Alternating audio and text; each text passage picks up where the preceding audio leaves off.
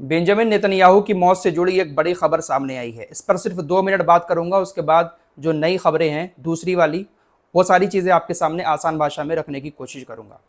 सबसे पहली चीज़, Benjamin Netanyahu की मौत को लेकर जो अफवाहें चल रही हैं उसके बारे में मैंने अपनी पिछली वीडियो में सारी जानकारी आप लोगों को दे दी है। अभी तक किसी भी ऑफिशियली सोर्सेज से ये जानकारी नहीं दी गई थी कि इसराइल के प्रधानमंत्री बेंजामिन नेतन्याहू के साथ कुछ हुआ है, वो घायल हुआ है या फिर उसकी मौत हुई है। अफवाहें बहुत ज़्यादा फैली पूरी दुनिया के अंदर कि ईरान ने बेंजामिन नेतन्याहू के ऑफिस के ऊपर जो हमला किया था, मिसाइल हमला, उसमें या तो उसकी मौत हो गई या फिर वो बुरी तरह से घायल हो गया। क्योंकि परसों एक वीडियो इसका सामने आया था जिसको एआई वीडियो बताया गया। सारी चीज़ें मैं आप लोगों को पिछली वीडियो में बता चुका हूँ। फिलहाल कुल मिलाकर बात यह है कि आईआरजीसी की तरफ से अब इसकी मौत को लेकर एक बड़ा बयान दिया गया है।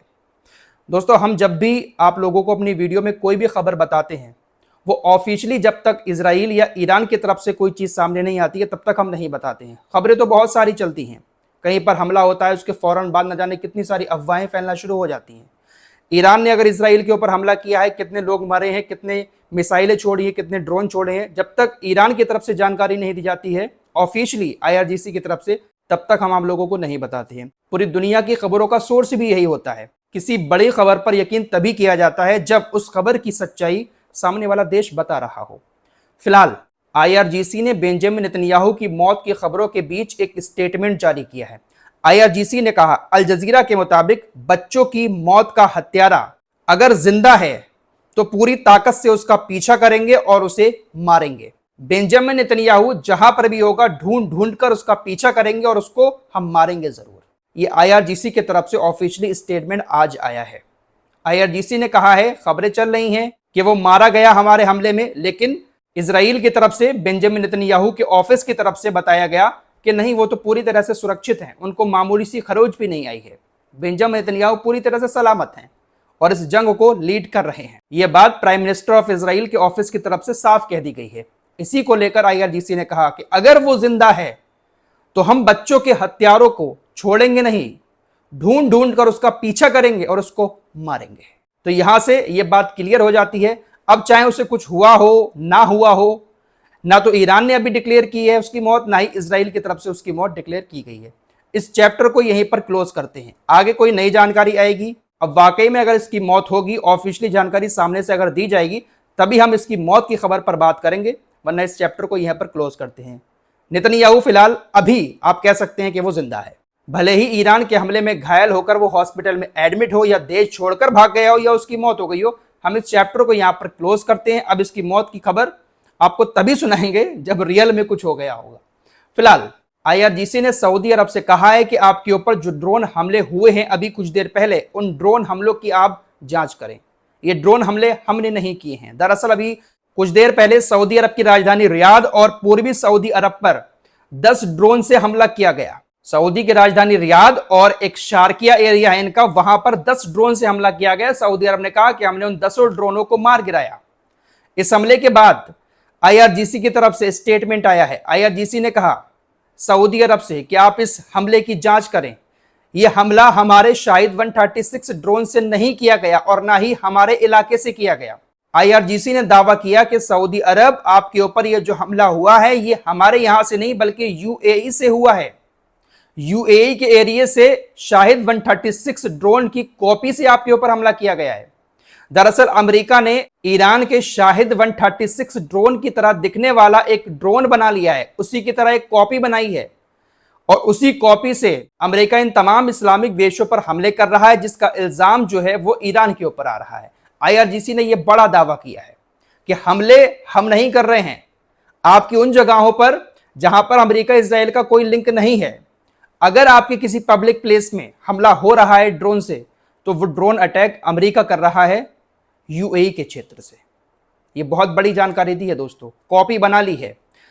इसके अलावा जो ओमान के ऊपर हमला हुआ था, ओमान के बंदरगाह पर, वहां पर भी ये खबर आई थी कि एक मोरक्को से यूएई ने ड्रोन मंगाया है। वो ड्रोन भी same to same Shahed 136 drone की तरह ही दिखता है। इस वक्त ईरान का शाहिद 136 ड्रोन काफी चर्चा में है। ईरान अपने इसी ड्रोन से ज्यादातर हमले कर रहा है, तो अगर इसके जैसे दिखने वाले ड्रोन से भी कहीं पर हमला हो रहा है तो उसका शक भी ईरान के ऊपर जा रहा है। तो इसीलिए ईरान ने कहा कि आप जांच करें, यूएई के अंदर से आपके ऊपर हमले हुए हैं।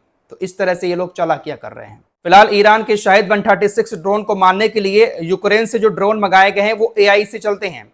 उनको एक जगह सेट कर दिया गया है, वो अपने आप एक्टिवेट होते हैं और आसमान में जाते हैं। अगर शाहिद 136 ड्रोन उनके हाथ चढ़ जाता है तो मार देते हैं, वरना फुस हो जाते हैं। अब इस ड्रोन को लेकर ज़ेलेंस्की आसमान पर हैं, फूले नहीं समा रहे हैं कि देखिए हमारे ड्रोन की मांग कितनी बढ़ गई है मिडिल ईस्ट के अंदर। अब कहा है कि देखिए अगर आपको ड्रोन चाहिए हैं तो भाई आप मुझे पैसा दो, मेरे पास पैसा नहीं है कि मैं इन ड्रोन को और ज्यादा बना सकूं। आप डील करो, मुझे पैसा दो, उसके बाद ही मैं आप लोगों को मिडिल ईस्ट में तमाम देशों को ड्रोन दे सकता हूं। तो बहुत ज्यादा उछल रहे हैं एक ड्रोन को लेकर, आसमान में उड़े जा रहे हैं, क्योंकि इनको पता है कि अरबी देशों के पास कुछ है ही नहीं। जरा सा भी इनको सहारा दे दिया जाए तो इनके लिए बहुत है, क्योंकि बहुत बड़ी मार पड़ रही है इनके ऊपर इस वक्त। तो इसका फायदा ज़ेलेंस्की भी उठाना चाह रहा है, पैसे कमाना चाह रहा है ड्रोन बेचकर। फिलहाल स्पेन के बाद अब स्विट्जरलैंड ने भी मना कर दिया है अमेरिका से कि आप हमारे हवाई अड्डों का इस्तेमाल ईरान पर हमला करने के लिए, किसी और कार्रवाई के लिए नहीं कर सकते। डोनाल्ड ट्रंप एक तरफ जीत के बड़े बड़े दावे भी कर रहे हैं, दूसरी तरफ इस जंग से बाहर निकलने के, इस जंग को जीतने के रास्ते भी निकाल रहे हैं।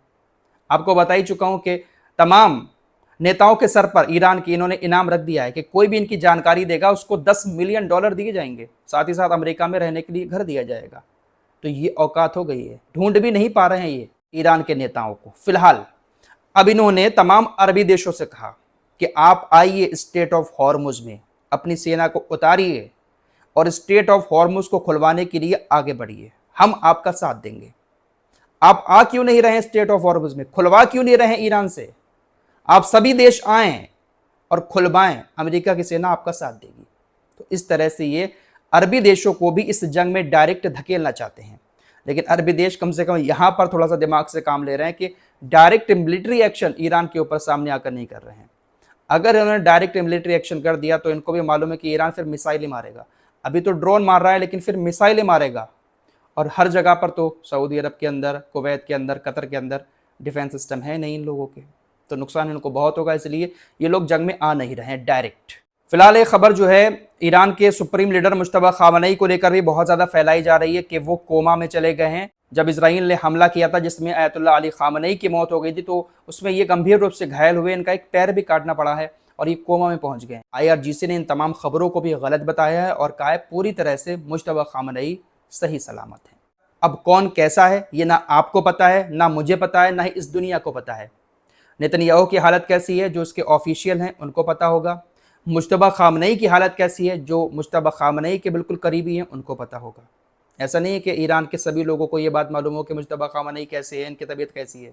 कुछ ही ऑफिशियल्स होते हैं जिनको ये बात मालूम होती है कि कहाँ है हमारा लीडर और किस हाल में है। तो जो जानकारी इन लोगों की तरफ से अभी दी जाएगी हमें तो बस उसी पर यकीन करना है। बाकी हवाई वाली बातें बहुत सारी चल रही हैं, अब वहाँ पर आप लोग ज़्यादा ध्यान ना दें।